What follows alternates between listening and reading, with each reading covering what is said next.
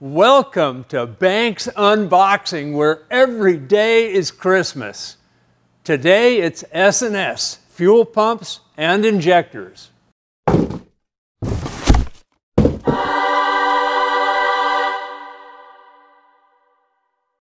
You guys that have been watching our monster truck engine build series know that last time we made 666 horsepower at 5,000 RPM with a Duramax, and we ran out of rail pressure.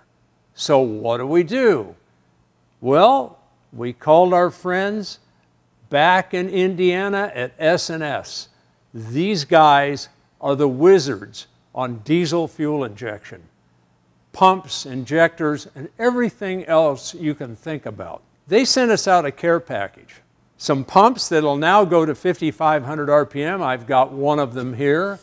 And a set of injectors that'll shorten up the crank angle, the on time to get the fuel in. That's really important to power, fuel efficiency, reducing exhaust gas temperatures, and smoke. So let's have a look at one of these pumps. Let's see what they've sent us. Now these things are pretty stout. So they start with the Bosch CP3 pump as the basis for their builds. And the CP3 in stock form is kind of compromised. I've taken some notes here. The stock stroke, the piston movement, is 8.2 millimeters. These pumps are strokers. These are 10 millimeters. They go all the way to 12 millimeters, but I think this is the sweet spot for where we're at now. Let's get this thing out of the box and see what we've got. Ooh, nicely packaged. Oh yeah, here we go. Oh, hang on, Banks, hang on. I gotta spend a little more time in the gym. I could curl a couple of these things. It would be quite an effort. Oh, the Iron Monster is bleeding on my bench. Well, that's okay. This bench has been bled on before. It's loaded with test fluid. So, looks like a stock pump. But here's the difference. The stock CP3 gets up to about 3,500 RPM and then it plateaus. It doesn't deliver any more fuel no matter how high you rev it. And if you rev it far enough, it'll deliver less fuel because it'll kill itself. So at 3,000 RPM, the stock CP3 puts out about 187 liters of fuel per hour. And if you take it up to 5,500, which is our goal, it only rises to 211. So it's 95% efficient at 3,000 RPM, and it's 59% efficient at 5,500. How much fuel is that? Well, 396 pounds per hour, and that's enough to make 942 horsepower, but some of that goes back as return fuel that helps keep everything cool, nozzles and all, and it can be up to 20%. So we've nominally, with the stock CP3, can make around, let's say, 800 horsepower. But we're RPM limited. 3,500 is it. I mean, you could go further, but you're wasting your time. So this is an S&S 10 millimeter stroker. And this thing will go to 5,500, but you can go beyond that, which means you don't have to have a belt drive for this thing. You can leave it where God put it, in the valley of the engine. Or if you want to do some trick manifolding like I like to do, you do need to get it out of there and belt drive it, but you can drive it engine speed. The combustion process is starting to fall knee over. Diesels have kind of this natural sweet spot up to about 5,500 RPM. And then the time involved, the time required for the combustion process gets to be too long as you go up in RPM. And I mentioned that old crank angle thing. You don't want the fuel to still be burning in the cylinder when the exhaust valve opens. You know, you don't want this torch coming out of the exhaust. That's the whole idea with where the piston position is when the fire finally goes out, so to speak. So the pump helps us with maximum rail pressure. This thing will run 2,000 bar continuous rail pressure, where the stock CP3 will go to about 1,800. But this thing will go beyond 2,000. You can go to 2,500 bar intermittently, or for short bursts of power. What does that do? That gets the fuel into the cylinder in the lowest crank angle. And also, bigger nozzles help you with that, and especially nozzles which are quick. So what happens here in terms of fuel flow with this stroker pump from S&S? 3,000 RPM, you go from 187 to 238 liters per hour. But at 5,500, you're at 410 liters per hour, where you were at 211. It's 100% efficient at 3,000. It's still 91% efficient at 5,500 RPM. So you've got 769 pounds of fuel per hour, and that's enough to make 1,830 horsepower. Now you've got return to fuel, so you subtract from that 1,830, and you've got knocking on the door of 1,600 horsepower worth of fuel through this one critter. And now you can buzz the snot out of it. You're not limited by the pump RPM at 3,500. Now you can go to 5,500, and I'm not promising this. I'm told you can have short excursions to 7,000 RPM.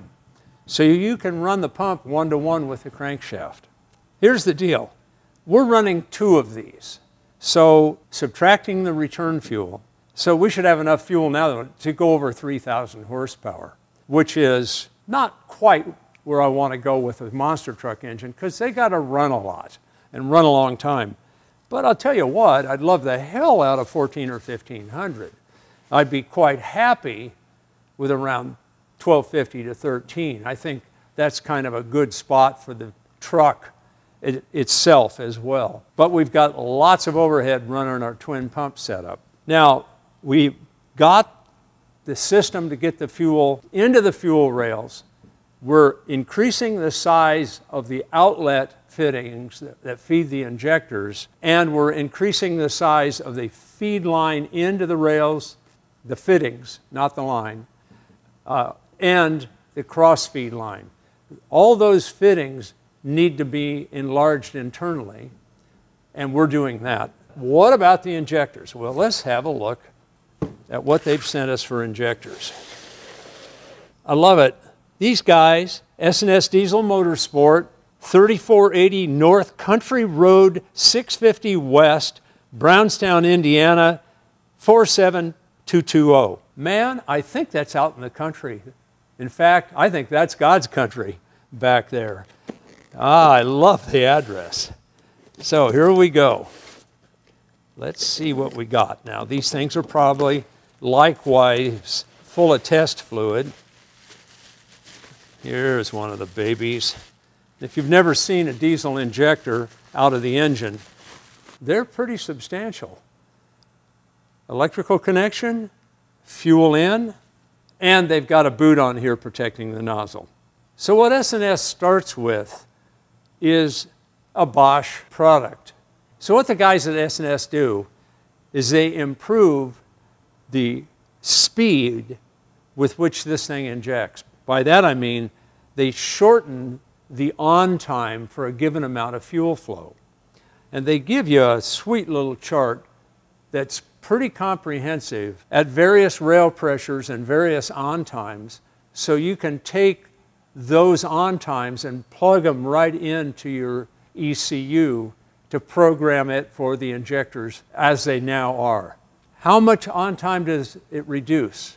Well, just doing a comparison between the nozzles we were running at 1350 flow rate, and this is also 1350 flow rate, we reduced the on time for the same amount of fuel delivery anywhere from 14% at the lower flows and on times to 8.5% at the high flows and high on times.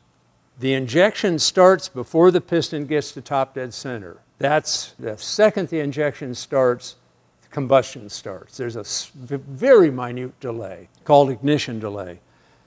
So let's say that your combustion starts 5, 10, 20 degrees before top dead center. It depends on the speed, power output, a number of things. But you're trying to achieve peak cylinder pressure at the correct position after the piston comes to the top and starts down the bore on the power stroke. Now you're really building towards peak cylinder pressure. After you reach that and the piston's traveling down the bore, you want to shut off that injector and not inject into the expanding gas, which is cooling down due to the expansion. If you inject too late, us old diesel guys call that injecting into the cold burn. Basically what it means is it ain't going to do a hell of a lot of work, and you're going to get one hell of a lot of exhaust gas temperature because it's still burning when the exhaust valve opens. So quick injectors at high flows is how we get to high RPM, because that crank angle change versus time the time gets shorter and shorter and shorter for the same number of degrees of combustion process to occur. You got to have righteous injector calibration and flow capability. 1350s are getting up there in terms of flow capability. So what happens with the right injectors, especially in our high-speed projects? It improves combustion efficiency, it adds power, it reduces EGT, and it cuts smoke. Why do you want to cut smoke? Because that's unburned fuel. If you inject it into the engine, I don't know what chapter in the Bible this is in, but it says in the Bible, if you inject fuel into the engine, you use it there. You don't just run it on through in the form of smoke, which is little tiny briquettes, for some guy to inhale down the road. I want all that power in the engine. These things are the key to that. There's a couple of mods these guys do that I want to get mentioned here. First one is the flow control valve.